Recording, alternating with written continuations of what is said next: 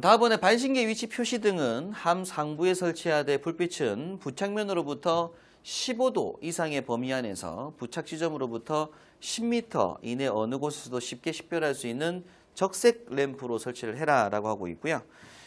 지금 보신 요건 우리 옥내 소화전에서 보통 위치 표시 등과 동일한 내용들입니다.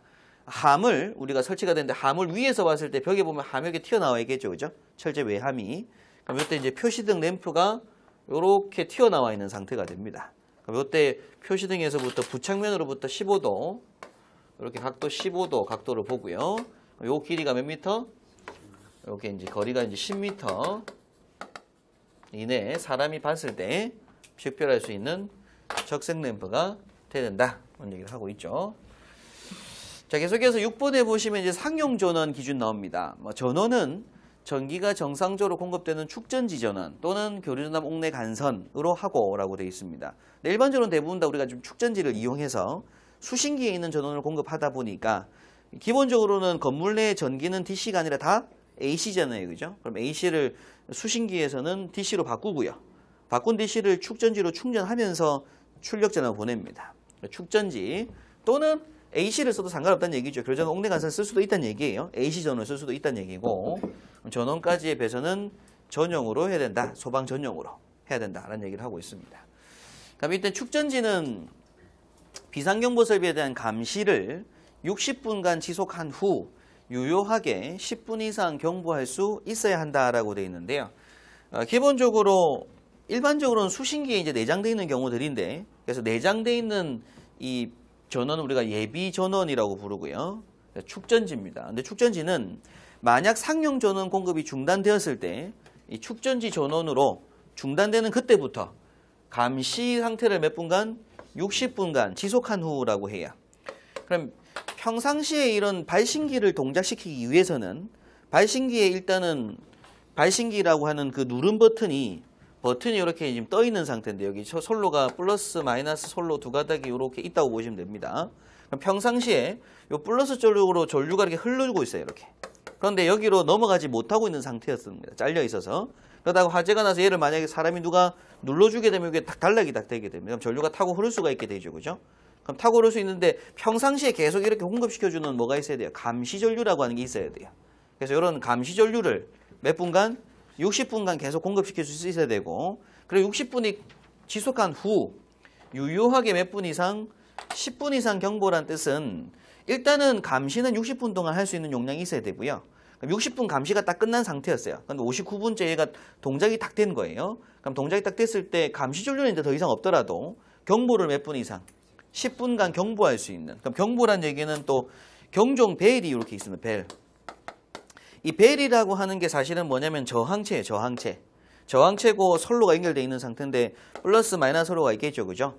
그런데 평상시에 이 병종에는 요 전류가 플러스 전류가 없는 상태, 전류가 안 흐르는 상태였다가 수신기에서 이제 화재가 났을 때 전류를 흘립니다. 그럼 그때 전류가 이렇게 흘러서 쭉 지나가겠죠.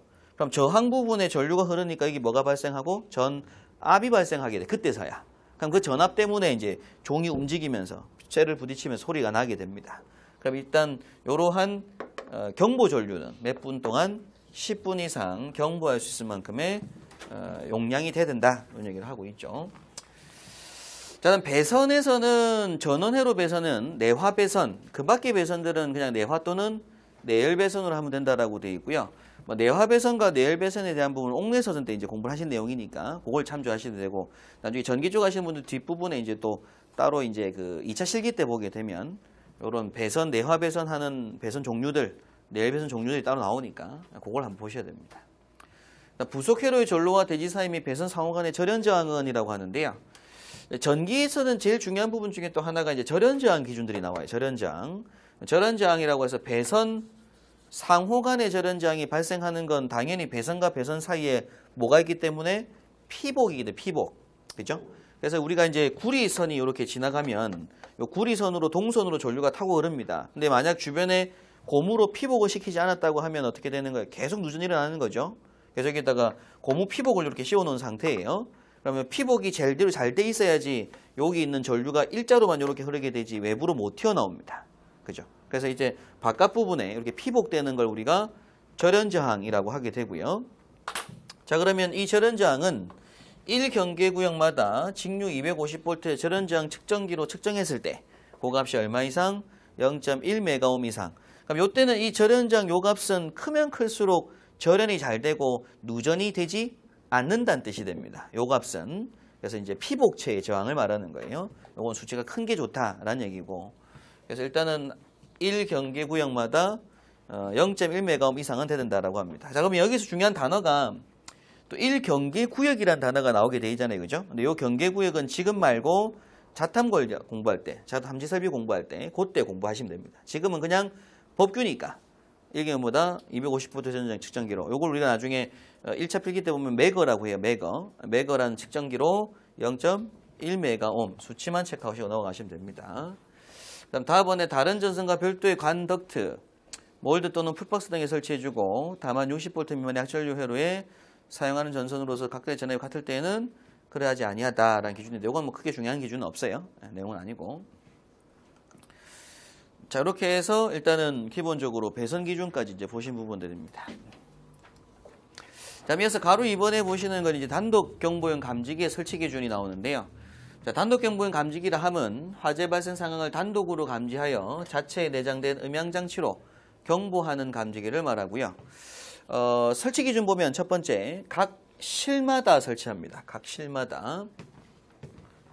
이건 각 실마다 설치하되라고 되어 있는데 다만 가로 안에 자, 이웃하는 실내의 기준이 한 개 나오죠.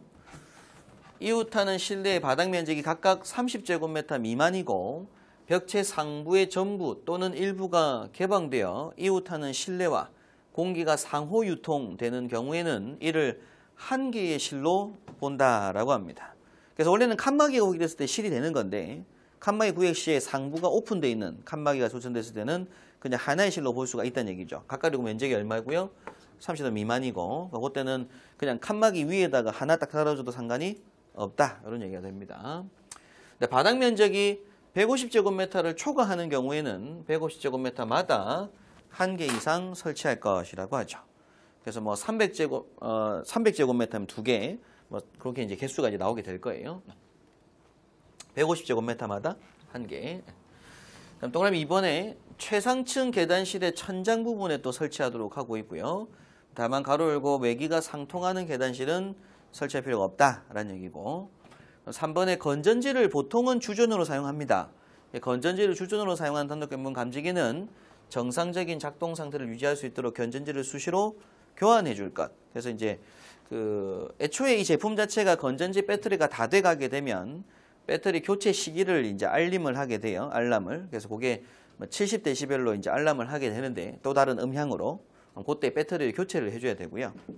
근데 4번에 보시면 상용 전원을 주전으로 사용한다라는 얘기는 수신기에 있는 전원을 쓴다든지 또는 전등이라든지 다른 일반 상용 전원을 따서 쓰는 겁니다. 일반 전원을. 일반 전원을 따서 쓸 때에는 그 전원으로 감시를 하고 있다가 그 전원이 뭐가 될 수도 있어요. 정전될 수도 있죠. 그죠? 그럼 정전돼서 당연히 뭐가 있어야 되는데 배터리가 있긴 있어야 돼요. 근데 그 배터리가 평상시에 뭐 하는 배터리? 충전하는 배터리로 그때는 2차 전지를 씁니다. 1차 전지가 일반 보통 전지고 위에 있는 요건 이제 1차 전지를 사용하는 것들이고 상용 전원 사용하면 축전지가 있겠죠. 그래서 2차 전지를 쓰게 되고요. 그 2차 전지는 성능 시험에 합격한 것을 사용해라. 이런 기준이 나오게 됩니다. 그래서 이제 단독 경보용 감지기 설치 기준 쓰는 문제도 기출에 나왔었고 그 단독 경보용 감지기 설치 수 구하는 문제도 뭐 필기든 실기든 많이 나왔던 문제예요. 네, 기본적으로 보셔야 될 부분들입니다. 자, 간단하게 그래서 지금 비상경보 설비는 사실 크게 시험에 나올 만한 내용은 없습니다. 경보 설비는 단순하게 일단은 화재가 난 걸 알려주는 뭐가 필요하고요. 발신기라고 하는 게 필요하고 발신기 있는 곳에는 무슨 장치? 음향장치, 그러니까 경종 또는 사이렌 그리고 표시등이 들어가더라.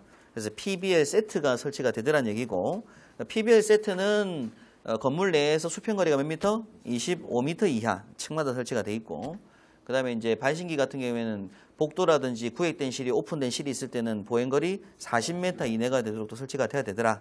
그 기준까지 체크를 한번 하신 거고요. 나머지는 크게 중요한 게 사실은 없는 부분입니다. 크게.